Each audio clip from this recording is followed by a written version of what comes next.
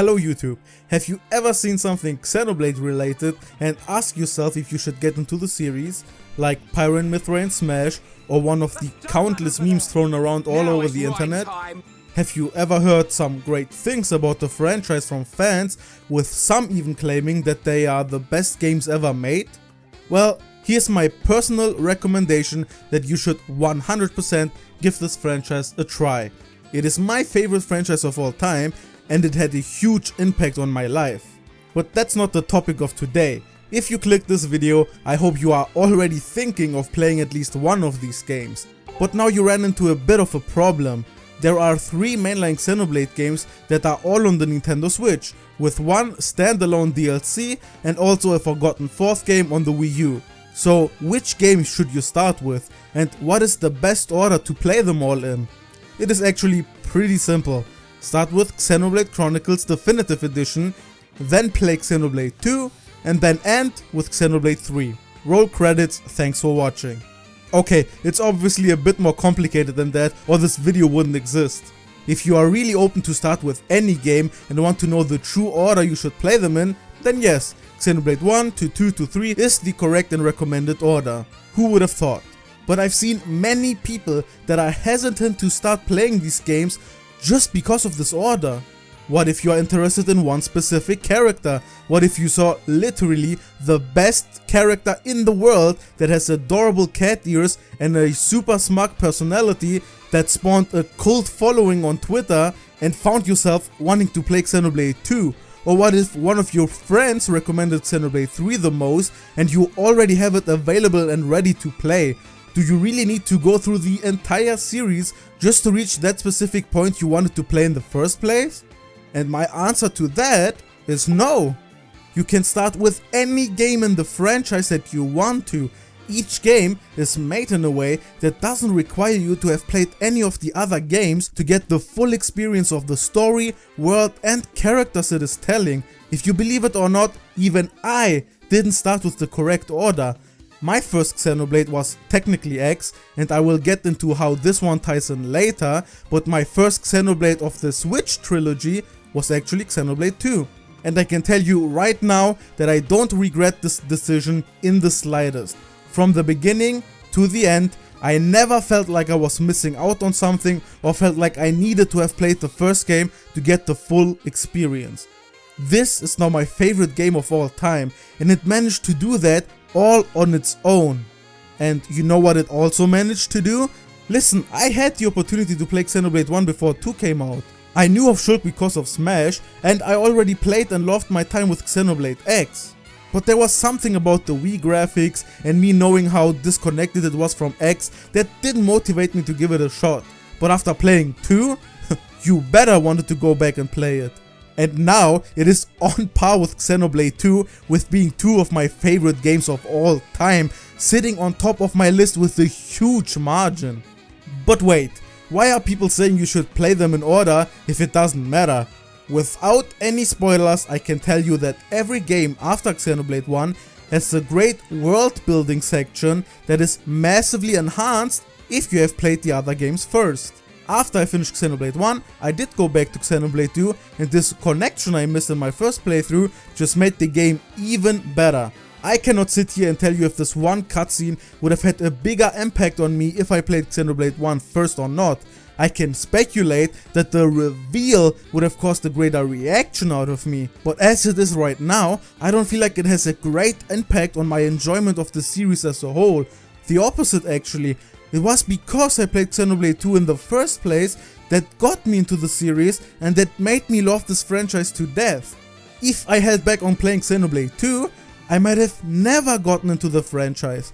So yes, I feel strongly about it when I say that you can start with any game in the franchise. Just do it. If this is what convinces you to take the first step, then it is more than recommended from me. On the other hand, as someone who knows the full extent of the Xenoblade trilogy at hand, I can tell you that there are reasons why you should go in order. And I want to get to every Xenoblade game and see how much I can personally recommend it to you as a starting point. Because if you believe it or not, I think some games are easier to get into and some even benefit from not knowing about the rest. I will of course avoid any spoiler, so don't worry about each individual game's story or connection. And before I jump into the section, I haven't done my usual YouTube shtick yet. I need to remind you to leave a like and subscribe if you think this cat looks hella cute, and if you want to see more Xenoblade and Nintendo stuff. Thanks for listening. Xenoblade 1. This one should be an easy section, right? I already told you that this is the starting point of the trilogy and that I highly recommend starting with it. You will literally miss zero references or connections to any other game, and it's one of the best JRPGs on the market. I will say that I definitely don't recommend the Wii or 3DS version of this game. Yes, it came out on the new 3DS, and even though it could be considered a miracle to put such a massive and expensive game on the 3DS, it looks somehow even worse than on the Wii. And I personally played the Wii, 3DS and Switch versions, so I 100% recommend the Switch version that is called the Definitive Edition. Crazy, right? I mean, it not only improved the visuals by a large margin, that also made it more in line with the looks of the rest of the series. It also has major quality of life improvements such as side quest trackers, adding actual life bars instead of just numbers, which is a big deal, believe me. A camera that actually stays where you put it instead of constantly moving behind your character, making UI improvements all over the place, adding appearance slots so that you don't have to look ridiculous in every cutscene, and many more. You literally lose nothing by playing the Definitive Edition, because even though they added new remixes for almost every song in the game, they also give you the option to just play with the OG soundtrack if you so desire.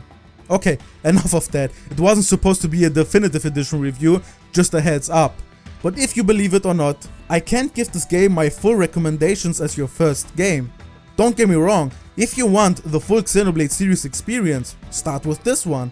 But it is the first in the franchise and it has a lot of unrefined aspects. It is one of the reasons why I couldn't get some of my friends to play it. They dropped it after a while because they didn't grasp the battle system, thought the world was too big and empty, and didn't get hooked right away. Now, I personally don't agree with any of those statements, and I think the game's battle system and world is one of the strongest aspects, but I can see how new players could struggle to overcome some of the early parts. I've seen plenty of first-time Let's Plays that struggle in the early game. So while I do agree that you should start with this game, there can be aspects that are a bit outdated that could demotivate you. And in my personal experience, it felt way easier to adapt to the game after having played one of the other Xenoblade titles first. Still, you can't go wrong by starting with this one. On to Future Connected. I wanted to include this just for the fact that you might have heard this name thrown around and wondered what it could be. It is not to be confused with Future Redeemed, which is actually a DLC campaign for Xenoblade 3. Future Connected is not a standalone game, but an epilogue to Xenoblade 1 that is included in the Definitive Edition. As the word epilogue already suggests, you should not play this before finishing the main game, and I also do not recommend playing this as your first game because of that fact. The game literally starts with a warning that it will contain endgame spoilers for Xenoblade 1. I definitely recommend just playing it after you finish Xenoblade 1, but this is honestly one of the few Xenoblade games that can be skipped. If you love Xenoblade 1, it is a chill and cute epilogue, and you could even say that it might hit in future events to come, but really it's not that big of a deal. Xenoblade 2. I already made a lengthy comment on how I feel about starting with Xenoblade 2 in my intro. This is the first game in the trilogy that I started with, and it is my favorite game of all time. I really want to just sit here and tell you that I heavily recommend starting with this game because it changed my life forever. But objectively, it wasn't even the first game I've played, and it really is not that good for newcomers. If you thought criticizing Xenoblade 1 for being too unrefined in some aspects was too harsh, Xenoblade 2 definitely takes all the cake. The tutorials are famous for being the worst in the franchise. They only appear once during the game and can't be even revisited at all. The helpful information that you need to buy from merchants is even worse at explaining stuff. And to make things worse, it actually has one of the most advanced battle system out of any Xenoblade game that is very hard to grasp for first time players. And just as a reminder, this game even came out before Xenoblade 1 Definitive Edition, which means it also lacks other quality of life stuff they added with that game, such as quest track lines and less complicated menus. Now, I don't want to sit here and act like it is impossible to grasp the battle system and that it is a slog to play through, because it isn't. I've played through this game without looking up any guides, and I managed to understand almost everything on my own and had a great time with the game. But even if you don't understand something, there is now a massive collection of videos explaining the systems in an easy to understand way right here on YouTube. I definitely want the Xenoblade 2 Definitive Edition that adds a ton of quality of life stuff, and then I could easily recommend the game for first time players. But even now, I don't think that part should stop you from playing 2 if you really want to. But that was just the gameplay side of things. Then there's also the world building connection that I was talking about in the intro. And as I said then, I will say it again, it doesn't bother me that I missed it the first time around, and it didn't hinder the game from being a masterpiece either way. But I can also objectively see that experiencing this reveal while playing the game for the first time is a beautiful moment in itself. So what do I do now? I can't in good conscience recommend this as your starting point more than the other games. You will be surprised to see the other games I have on that list that I gave a higher recommendation, but as I said, I did technically start with this one and I turned out to be a super fan either way. So if you have Xenoblade 2 lying around and you always wanted to get into it, but always hesitated because of concerns, just play it. Believe me, you also get to meet the best character early that way. Torna, the Golden Country. This is a rare case of a DLC campaign that became a standalone game. Let's list why starting with this as your first Xenoblade game has many positive aspects. It is cheap. The standard price for all the mainline Xenoblade games is $60, but Torna just costs $40. While the main games can take up to 60 hours for the main story alone, you could finish Torna in about 20 hours and do some side content as well. This could be a way less committal entry to start with and see how you vibe with the general gameplay of the series. Talking about the gameplay, it is also way more refined and restricted to the 20-hour experience. It doesn't have too expensive and complicated systems. It streamlines some complicated combos and menus, and it finally includes revisitable tutorials. I still can't believe they didn't add that to 2 later on. The story for Torna is also kinda self-contained. You will get the basic gist of what's going on, and it still has a great ending that will hit in the feelings either way. So I can honestly see why so many people recommend this as a good starting point to the series. I think it definitely is easier to get into than Xenoblade 2 itself because of the quality of life stuff and the smaller scale. But there is a but in here as well. Torna is actually a prequel story to the main game. Even though they try to ease new players into the gameplay experience, it assumes a lot of times that you have a general understanding of the world of Xenoblade 2.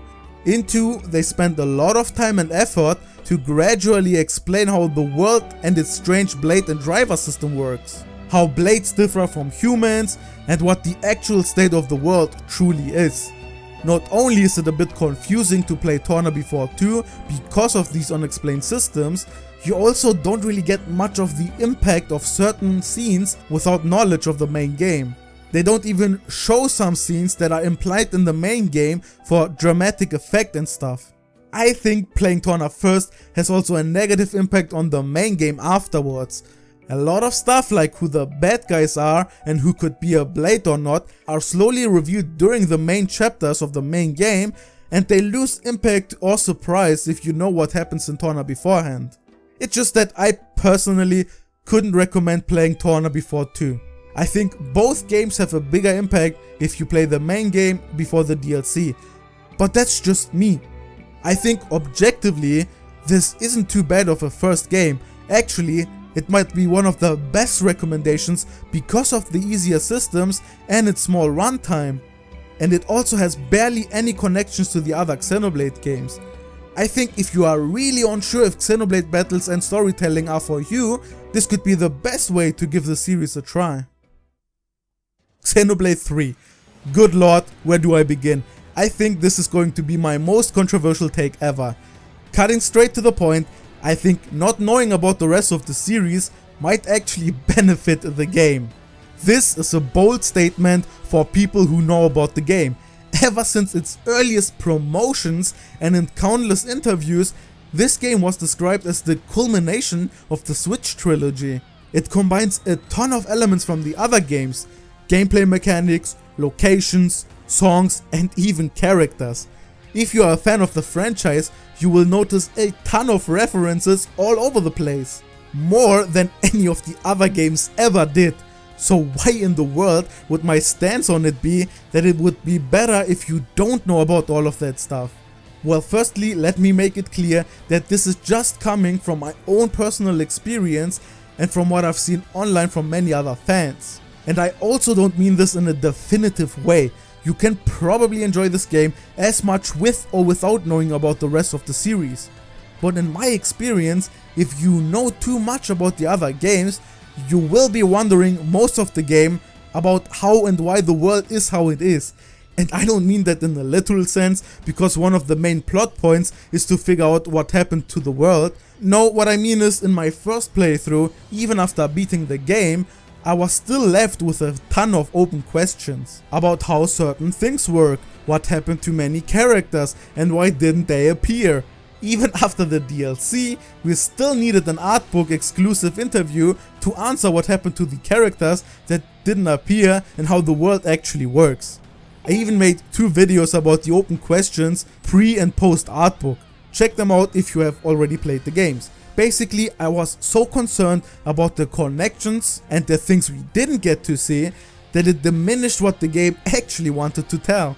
Even knowing certain characters appear in the game made it so that I was waiting for the plot to finally address that plot point instead of focusing on the main story. Yes, this game, as all of the other Xenoblade games, can stand completely on its own. It has its own world to worry about and brand new main characters that deal with completely different problems than anything before. You don't need to get the references or know about how things were previously to get a complete and standalone story. I personally can't put myself in the perspective of people who have played Xenoblade 3 as their first game, but I think you can get so much more out of the game's story if you are not waiting for the game to explain things that are not even part of this game's world. And again, this is just me speaking from my experience, and I guarantee you that a lot of people had different experiences. There are still a ton of cool callbacks that can enhance your experience while playing the game, and maybe the reveal of certain things make a bigger impact if you know about the other games. But honestly, I feel that this is a great game to start the series with. Even the gameplay and quality of life features is debatably the cleanest it's ever been. It's easy to get into, easy to understand and revisit tutorials, easy to follow.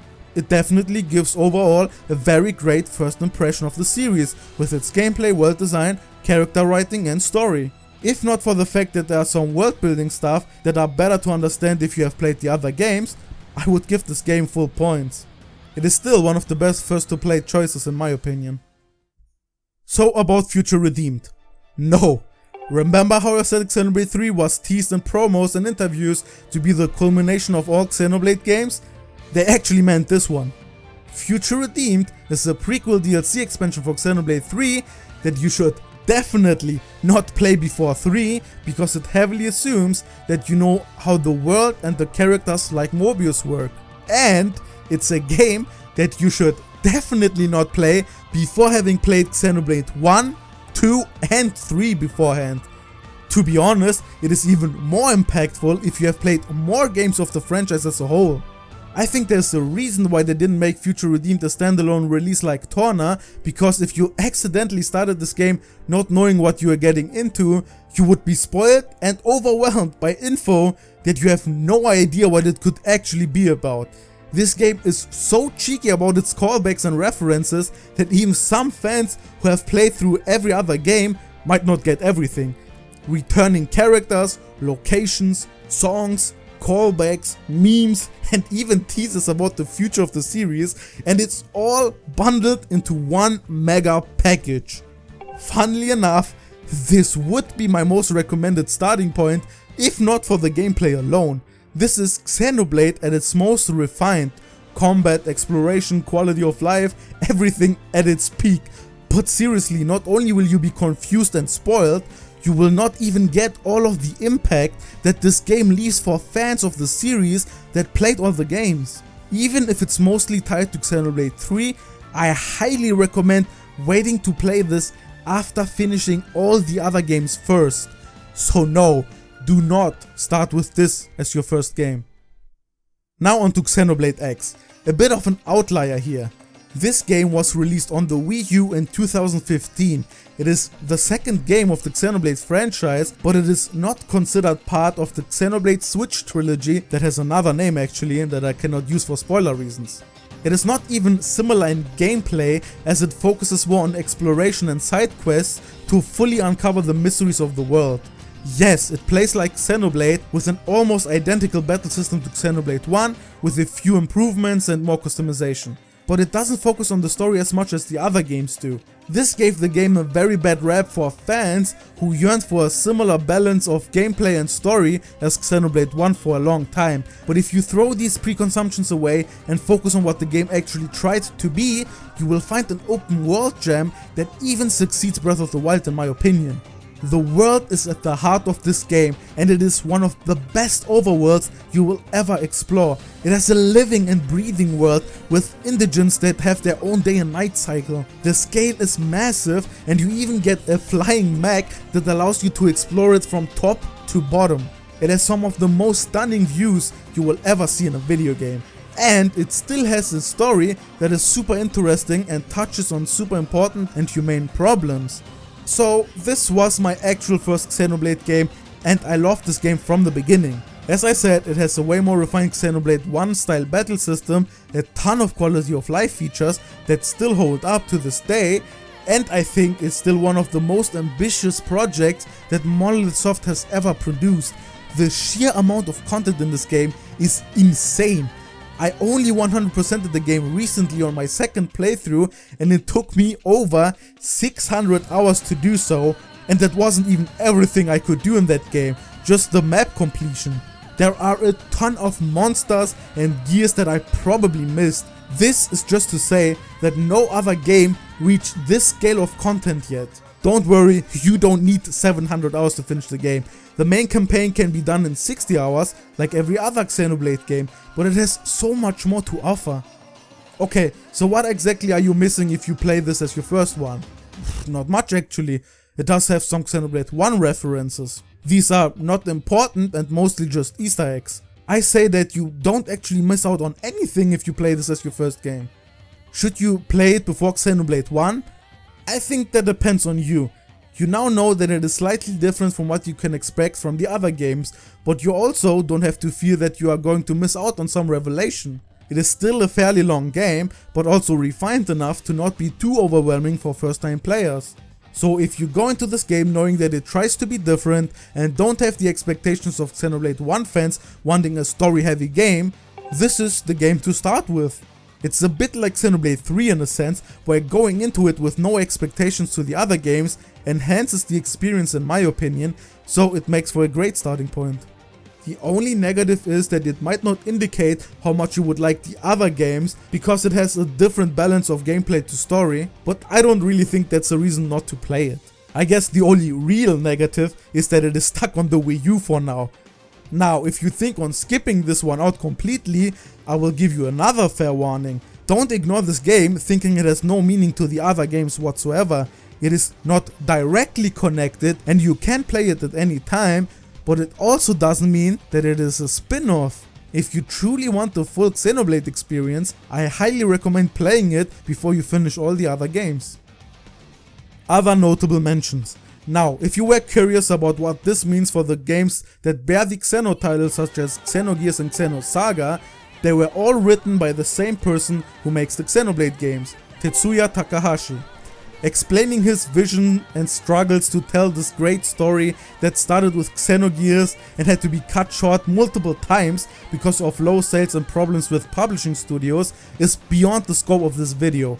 Finding copies of Xenogears and Xenosaga is a huge task in itself nowadays, and most of these games also didn't age gracefully.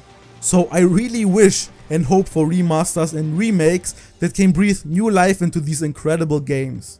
It is really hard to recommend starting with any of these games, and also putting them in the same sentence as Xenoblade will make some people even more afraid to start with the series. But these games are not completely to be ignored.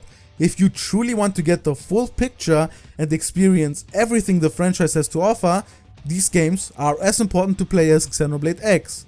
Having played them will give you a better understanding of the Xenoblade Switch trilogy as well. The true correct way to experience Xenoblade is to start with Xenogears, then play Xenosaga 1, 2, 3, then Xenoblade 1, then X, 2, and then end with 3. It is how it is. But I will not sit here and recommend this recommended order. You heard me right, I didn't misread the script. I think limiting yourself to this order is going to suck the enjoyment out of these games. It is not a continuous storyline like an anime or series. You can start with any of the middle games, get a full experience, and still go back and play the other games to expand the universe and lore. But you should definitely do this because you want to and not because it is mandated by the games. I guarantee you the most correct choice you can ever make is to just start playing any of these games. You can completely ignore my recommendations ranking. It was just to show my personal opinion on the matter, and if you noticed, I gave Xenoblade 2 one of my lowest recommendations, and yet it is the first game that I started with, and the game that made me a huge Xeno fan. You just can't go wrong, except when you decide not to start at all. So I hope this video clarified some burning questions about the correct order and how they all play into each other, but most importantly, I hope this video convinced you to just start playing. Pick up any of these games and you will have a fantastic time. This series is one of the best out there, and I wish I could re-experience them for the first time again. So I'm envious of you if you are right in front of the door that has been closed for so long. Enjoy your wild ride. Oh, and before I go, why haven't you subscribed yet? Do it for Nia.